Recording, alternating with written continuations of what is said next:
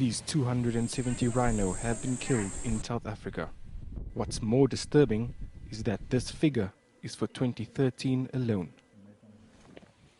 Minister for Environmental Affairs Edna Molewa has warned that if current trends persist, South Africa's rhino population could be extinct by 2026. Increased patrols and security measures haven't yielded positive results. Until now.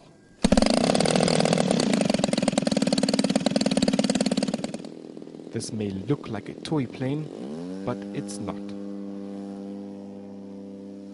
This drone is a way for game parks to be one step ahead of would-be poachers. And the results speak for themselves.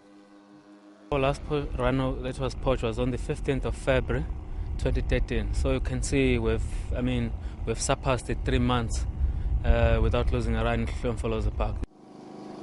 This drone is the brainchild of Shaya Technologies, who originally created them for military training.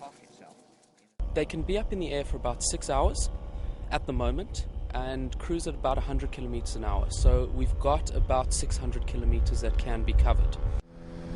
Footage from onboard cameras is broadcast to control units on the ground, ensuring a fast incident response.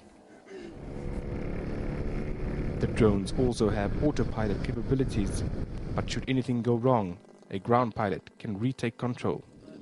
And while the operation requires deep pockets, it costs roughly 1,850 Rand an hour to keep a drone in the air, because it's not just the machine, it's the whole process that goes behind it.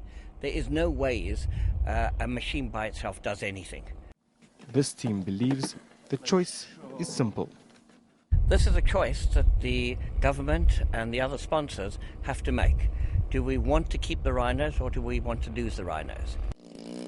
This technology then does seem to work, and it would seem eye-in-the-sky policing could be the solution to rhino poaching.